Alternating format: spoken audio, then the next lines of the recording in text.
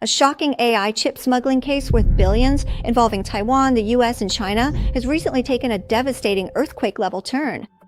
Late at night on July 24th, the Keelum District Prosecutor's Office launched a surprise raid, storming directly into the Taiwan headquarters of global AI giant NVIDIA.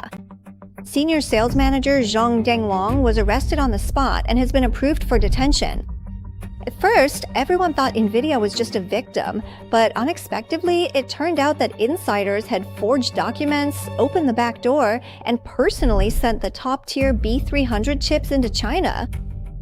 Zhang Rukang, a senior executive at Supermicro involved in the case, fled to China with $1 billion in illicit profits, but it's rumored he was silenced by gangsters, losing both his life and the money.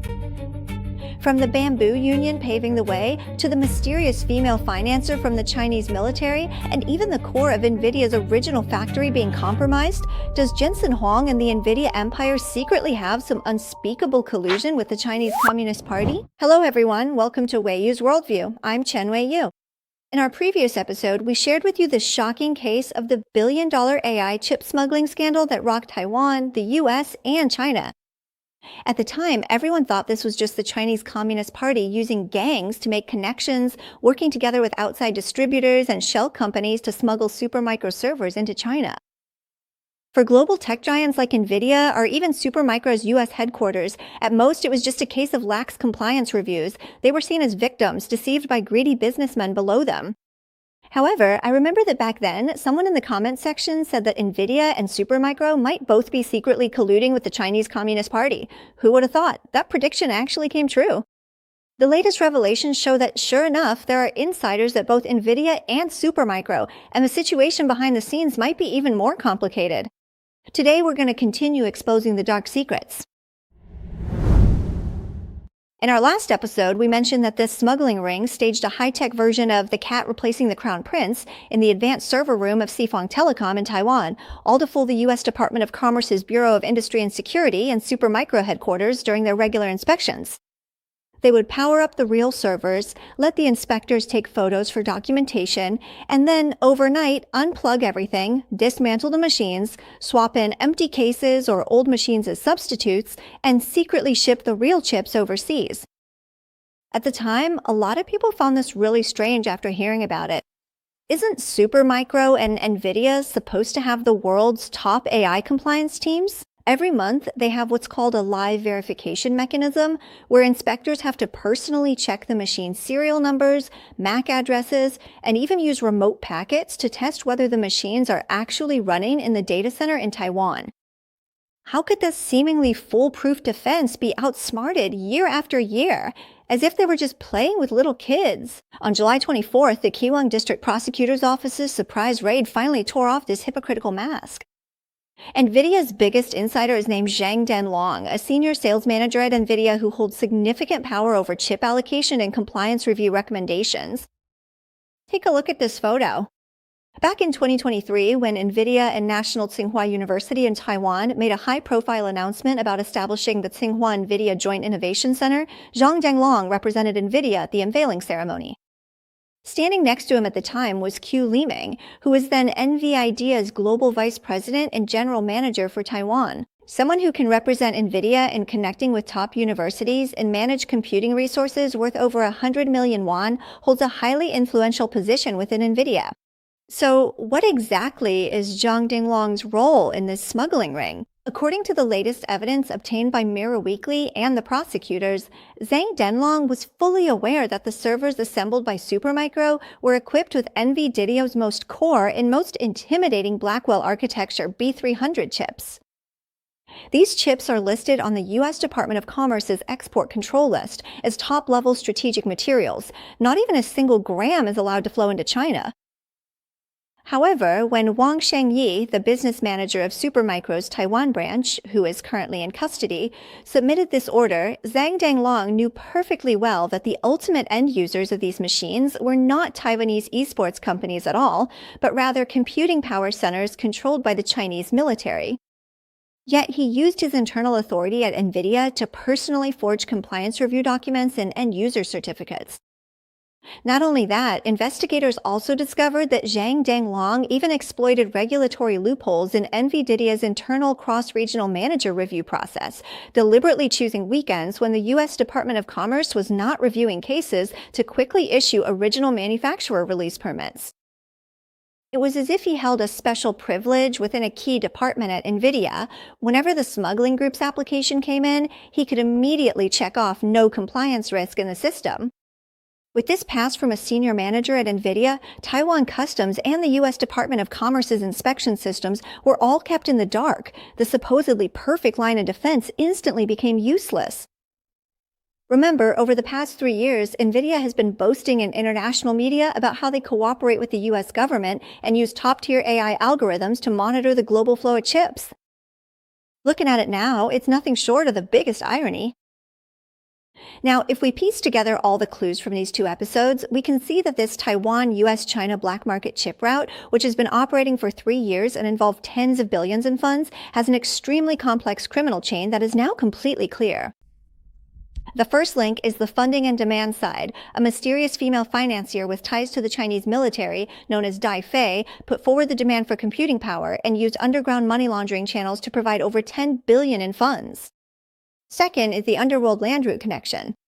Wang Kaiping, a big boss from Taiwan's Bamboo Union gang, set up shell companies in Taiwan, established logistics routes, and arranged underworld protection.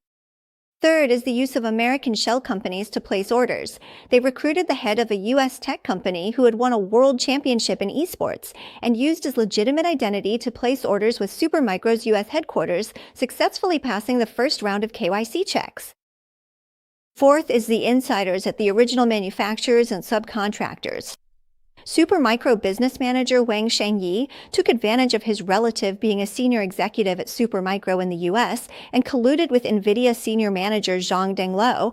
They let things slide internally and forged compliance documents. Fifth is the fake inspections at data centers in Taiwan. After the goods arrived in Taiwan, they rented a data center from Chiffon Telecom to stage a fake live inspection, then overnight unplugged and dismantled the machines. Sixth is laundering the origin in international waters. They create fake export declarations, declare the goods as ordinary computer parts, airship them to Japan or Southeast Asian transit ports to erase the Taiwan record, and finally secretly import them into China via Hong Kong. From NVIDIA, the original chip designer, to Supermicro, the server manufacturer, to the distributor Chinyan Technology, to organized crime and underground money laundering, this is a perfectly seamless one-stop criminal chain. If it weren't for the Keelung District Prosecutor's Office and the Coast Guard accidentally uncovering this while investigating drug trafficking, who knows how much more core strategic computing power would have been secretly funneled to the Chinese military through this covert channel. As the investigation deepened, the list of people involved in this chip smuggling case, now exposed to the public, just kept getting longer. This March, the U.S. Department of Justice formally indicted Supermicro co-founder Charles Liang, Taiwan Regional Sales Manager Cheng Jui-Cong, and partner Sun Ting-Wei, among others, on charges including violating export controls and smuggling. Among them, Charles Liang and Sun Ting-Wei have already turned themselves in, but the key figure, Cheng Jui-Tong, is still missing. Meanwhile, the actions taken in Taiwan have been even swifter. On June 29th, the Keelung District Prosecutor's Office launched a second wave of searches, questioning 6 managers and sales staff from companies including Chinyan Technology, Supermicro, and Chiffon Telecom. The general manager of Chinyan Technology, surnamed Liu, along with 2 Supermicro managers, surnamed Lin and Wang, were suspected of crimes such as document forgery. Due to the seriousness of the allegations and concerns about flight risk or collusion, the court ordered them to be detained and held incommunicado. As for the other 2 Supermicro sales staff, surnamed Wang and Zhu, they were released on bail of NT $100,000 and NT $50,000 respectively. But the only key figure still missing, Zhang Rukai, ended up in an even worse situation. What happened to him? In this case, aside from those who have been detained like Zhang Genglong and Wang Shengyi, there is also another key figure who has drawn a lot of attention in both Taiwanese and American legal documents, Zhang Raichong, the former sales manager for Supermicro Taiwan. You might not be very familiar with this name. Back in March of this year, when the U.S. Department of Justice formally indicted Supermicro co-founder Liao Yixian in the federal court in New York, Zhong Genglong was one of the main defendants named in the indictment. The U.S. side accuses Zhang Ruikong of using Southeast Asian shell companies to illegally ship Supermicro servers worth up to $2.5 billion to Chinese companies. At that time, Liao Yixian appeared in court in the U.S. to answer the charges, but Zhang Genglong, on the eve of being placed on the wanted list by the U.S. Department of Justice, vanished without a trace, as if he had disappeared from the face of the earth. After the Special Task Force in Taiwan took over the investigation, they were shocked to discover through financial transaction reviews and big data analysis from the Anti-Money Laundering Center that over the course of this 3-year smuggling operation, Zhang Genglong personally accumulated illegal profits totaling a full New Taiwan $1 billion by using shell accounts and sharing profits through virtual currency. New Taiwan $1 billion. This is an astronomical figure that an ordinary office worker couldn't earn in several lifetimes. The investigators originally speculated that after learning the Americans were taking action, Zhang Genglong had already used the Julian gang's underground banks to convert that New Taiwan $1 billion into tether or gold, and then fled to China with a forged passport, hiding his identity in some city and enjoying his luxurious life. However, just recently, the Keelung District Prosecutor's Office and intelligence sources received a shocking piece of news. Zhong Genglong may never have even gotten to enjoy that New Taiwan $1 billion. He was already silenced in China, double-crossed and killed by gangs and intelligence agencies. According to intelligence revealed by exclusive sources, after Zhang Genglong fled into China with a huge sum of money and countless core secrets from the technology sectors of Taiwan and the United States, he was immediately targeted by local gangs and gray forces with military backgrounds who were there to receive him. When a pawn loses its value, it simply becomes expendable.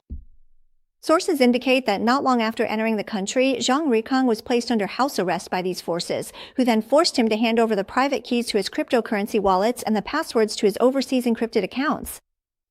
After he handed over all 10 billion yuan worth of assets, in order to prevent him from being captured by the Americans in the future and revealing even bigger players in the Chinese military behind the scenes, these criminal and intelligence forces chose the most straightforward way to keep things secret. They made him disappear forever. Although Taiwan's prosecutors and investigators are still working through Criminal Investigation Bureau liaisons stationed abroad and other channels to verify whether Zhang Genglong is alive or dead, this rumor has already caused a huge stir within Taiwan's tech community and the criminal underworld. This is the ultimate fate of getting involved with the Chinese military's underground money laundering syndicate, like asking a tiger for its skin. Those Taiwanese tech elites involved in the case thought that, with their high intelligence, they could exploit legal loopholes and help the Chinese Communist Party smuggle chips in exchange for wealth and glory. But they forgot that in a democratic society, the law protects your property and personal safety.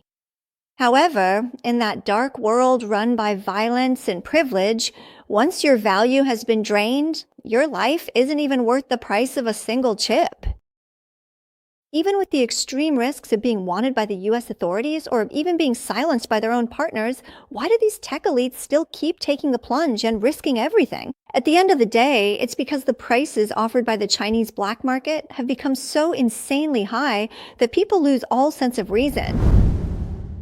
These top executives at Taiwanese tech companies make hundreds of thousands a month and receive generous stock dividends. So why are they still willing to risk being wanted by the U.S. Department of Justice or even being killed by gangs just to help the Chinese Communist Party smuggle chips?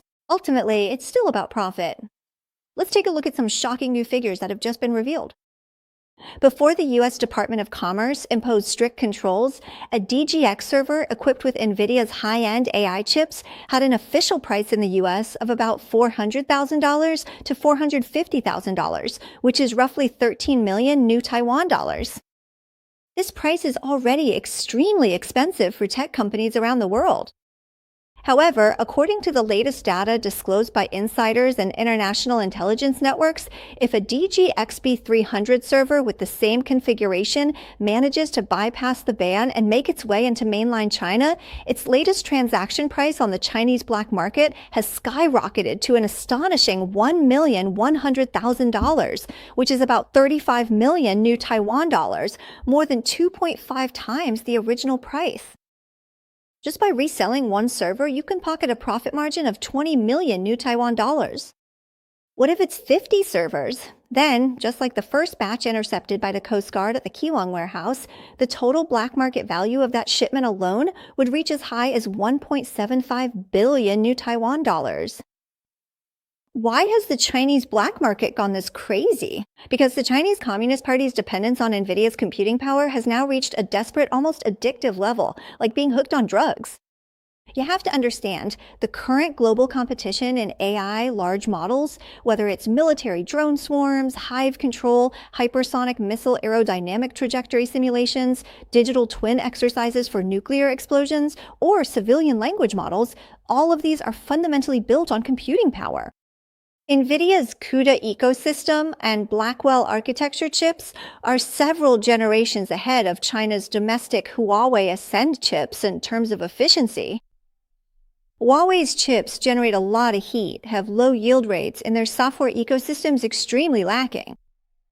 Those Chinese military research institutes that claim to be making AI breakthroughs, as well as Baidu, Tencent, and Alibaba, if they can't get their hands on NVIDIA's B300 or H100 chips, their AI development will immediately grind to a halt, leaving them far behind the United States. Faced with this desperate hunger for computing power, the Chinese military and intelligence agencies have issued strict orders to smuggle NVIDIA chips at any cost. When China is willing to pay more than double the market price, even offering US dollars or cryptocurrency directly, this kind of extreme profit temptation is like a drug, corrupting every link in the supply chain. Supermicro's business manager Wang Shanyi and NVIDIA and senior manager Zhong Genglong, if they just move their fingers in the system, sign their names, or forge a document, they can easily pocket millions or even tens of millions in kickbacks and private commissions. In the face of such profits that go beyond the limits of human morality, all those internal compliance pledges, loyalty to the country, and concerns about geopolitical risks are completely thrown out the window. This is the real driving force behind why this billion-dollar smuggling chain could operate secretly for 3 years and keep growing, a sky-high black market created by the Chinese military's panic over computing power. At this point, the most crucial and sensitive question arises, while lower-level employees take risks for huge profits, is it really possible that NVIDIA's top headquarters, or even Jensen Huang himself, were completely kept in the dark about all of this? Maybe everyone is wondering, was there an insider at NVIDIA, or is NVIDIA itself colluding with the Chinese Communist Party? Are Jensen Huang and NVIDIA's top executives also playing a double game, pretending to follow the rules on the surface while secretly doing something else behind the scenes? You're welcome to share your own thoughts on this question in the comments section below. Alright, and while we're here, we want to thank every friend who has donated to help us get over the firewall. So far, more than 2,000 friends have generously lent a helping hand, allowing over 10 million people in China to see the real world for the first time. To thank those who support our one-click firewall bypass, starting today, if you donate $150 or more, we'll send you a hardcover book, Business at Home. And for donations of $300 or more, we'll also include an ebook and my personal autograph. Of course, the autograph is only available to viewers in the United States. Friends in China can also access the free ebook through the one-click firewall bypass link. We hope even more people can help Chinese citizens bypass the firewall with just one click. The donation link is posted below the program. Thank you all for your support. Honestly, I hope Jensen Huang doesn't have any kind of secret agreement with the Chinese Communist Party. After all, the US has given him a big enough market to keep him well-fed and satisfied. After the U.S. ban was announced, Jensen Huang also publicly expressed his support for U.S. national security multiple times, even going so far as to say that he wouldn't hesitate if NVIDIA's market in China dropped to zero. But back to business reality, NVIDIA is a publicly traded company and it has to answer to Wall Street and its shareholders. After all, before the U.S. imposed its strictest chip ban, the Chinese market accounted for 20% to 25% of NVIDIA's global revenue. That's billions of real dollars every year. When it comes to the US ban, Jensen Huang has tried everything he can to find a gray area that would allow NVIDIA to keep doing business with China. Do y'all remember? After the US banned the sale of the H100 to China, NVIDIA immediately put its top engineering skills to work and launched downgraded versions like the H20 and L20, special chips made just for the Chinese market. Jensen Huang even personally flew to Beijing and Shanghai to attend NVIDIA China's annual meetings, put on a traditional northeastern floral shirt, and danced with the employees, all to reassure the Chinese market. This shows that NVIDIA has never given up on its ambitions in the Chinese market. As a former U.S. Department of Commerce official privately revealed, what big companies are best at is plausible deniability. As long as the people below handle the paperwork nicely, the higher-ups can sit back and collect the money. If something goes wrong, they just blame it all on individual employees. Have you noticed a very strange detail? When the Keelung District Prosecutor's Office launched the first two waves of raids in May and June, arresting gang members and the agent company Qingyan Technology, at that time, Taiwan's prosecutors, police, and investigation units all held high-profile press conferences, issued press releases, and explained the case detail thoroughly. But then, on July 24th, when investigators raided NVIDIA's Taiwan headquarters and arrested NVIDIA's senior manager Zhong Genglong, the entire Taiwanese prosecutorial and judicial system suddenly became unusually low-key and silent, something we've never seen before. There was no press release, no press conference, and even when the media asked questions, they dodged and gave vague answers. Why did they choose to remain silent? Because the sensitivity of this case has reached the highest level. NVIDIA is no longer just a company. It is the backbone of not only the United States, but the entire democratic world's AI tech stocks. If Taiwan's prosecutors and investigators were to publicly confirm that NVIDIA's headquarters systematically participated in or turned a blind eye to smuggling to China, the consequences would go far beyond just Zhong Genglong going to jail. It would trigger a panic-driven plunge in NVIDIA's stock price and could even prompt the U.S. Congress to launch a full-scale investigation into NVIDIA. Therefore, the judicial and intelligence agencies in both Taiwan and the United States have now reached a subtle understanding. They are strictly limiting the case to the personal corruption involving the insider Zhong Genglong colluding with the outsider Wang Yisheng, quickly cutting off any further leads. Under no circumstances can the fire be allowed to reach Jensen Huang or the core of NVIDIA as a company. However, even though the U.S. government, in order to safeguard national security and protect the stability of the global capital markets, would never directly bring down NVIDIA, making an example out of them and putting them under strict constraints, well, that's absolutely unavoidable. Judging from how the U.S. Department of Commerce's Bureau of Industry and Security and the Department of Justice have handled similar tech giant cases in the past, the Department of Justice and the Department of Commerce are unlikely to prosecute NVIDIA as the main criminal culprit. However, they could accuse the company of failing to implement strict internal controls for export compliance. As a result, NVIDIA could face sky-high fines amounting to hundreds of millions of dollars and might even be forced to hand over all profits from the smuggled orders involved in the case. Such sky-high fines can both send a message to the world about the United States' determination to crack down on loopholes and export bans, and at the same time allow NVIDIA to save face on a business level so it won't go bankrupt outright. In addition, the U.S. government may require NVIDIA to sign a deferred prosecution agreement or an administrative compliance agreement. The most important condition is that the U.S. Department of Commerce or federal prosecutors would personally select an independent compliance monitor, who would then be stationed directly at NVIDIA's headquarters. In other words, it's like placing a U.S. government overseer right next to Jensen Huang. There's even a possibility that NVIDIA could be forced to embed remote hardware locks in all high-end chips, so that wherever NVIDIA chips go, they can be tracked permanently. All right, that's all we have to share with you today. If you enjoy our program, don't forget to like, subscribe, and share it with your friends. Okay, see you next time.